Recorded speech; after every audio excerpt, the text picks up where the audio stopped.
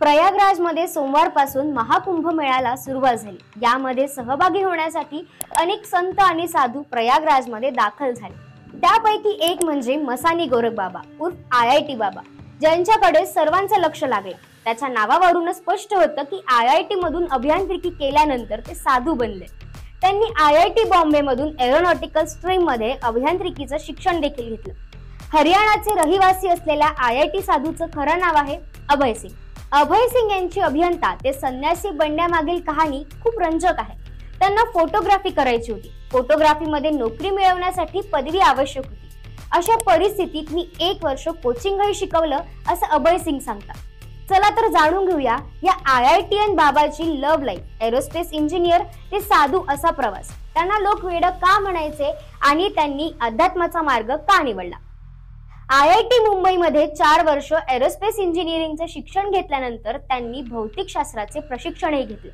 माझ्या आवडीमुळे मी कला क्षेत्रात गेलो आणि फोटोग्राफीचं शिक्षण घेतलं। मी डिझायनिंग मध्ये मास्टरची पदवी घेतली, मात्र तरीही मी कशावरही लक्ष केंद्रित करू शकलो नाही। माझ्या आतली चिंता वाढत गेली।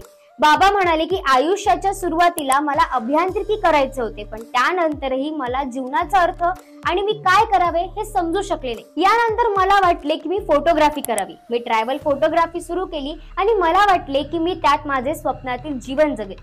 आपण प्रवास करू, सगळीकडे जाऊ, खूप मजा करू आणि पैसेही कमवू।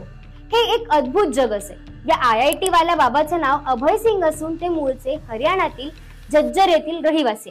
IIT मुंबईतून एरोस्पेस मध्ये इंजिनिअरिंगची पदवी घेतल्यानंतर त्यांनी अध्यात्माचा मार्ग स्वीकारला। का स्वीकारला त्याची रंजक कहाणी आपण पुढे बघणारच आहोत। अभय सिंग स्वतःला साधू, संत अथवा महंत मानत नाही। आतापर्यंत अभय सिंह यांनी दीक्षा घेतली नाही। एका मुलाखतीत अभय सिंह यांनी मी मुक्त आहे आणि काहीही करू शकतो असं सांगितलं। IIT शिक्षण घेताना माझ्या मनात कायम प्रश्न असायचा, आता यानंतर पुढे काय करायचे असं अभय सिंह म्हणतात।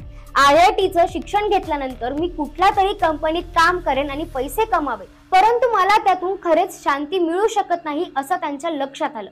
शिक्षण पूर्ण केल्यानंतर कॅम्पस मुलाखतीत ते बसले होते।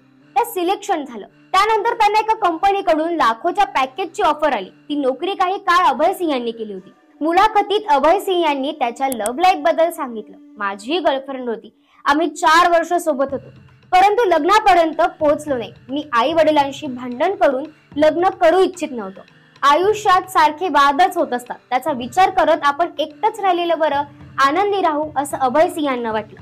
माझ्यासोबत घडलेल्या प्रसंगामुळे आयुष्यावर परिणाम झाला, त्याचमुळे मी लग्न केलं नाही। सततची भांडणे करण्यापेक्षा मी एकटं राहणे चांगलं असं त्यांना वाटायचं। माझी गर्लफ्रेंड होती, पण ते संबंध कसे जपायचे हे तिला माहिती नव्हतं असं त्यांनी सांगितलं।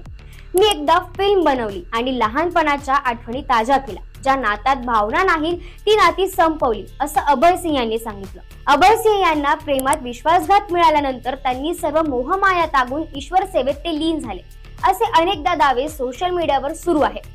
काही जण सांगतात बेरोजगारीमुळे आध्यात्मिकतेच्या दिशेने ते गेले, परंतु अध्यात्माचं खरं कारण काय आहे हे स्वतः अभय सिंह यांनी स्पष्ट केलं। एका मुलाखतीमध्ये IIT बाबा अभय सिंह म्हणाले की या जगाला लेबल्स आवडतात, पण मला ते आवडत नाही। माझे ध्येय मुक्ती मिळवणे आहे, पण नोकरी मला मुक्ती मिळवण्यापासून रोखत होती।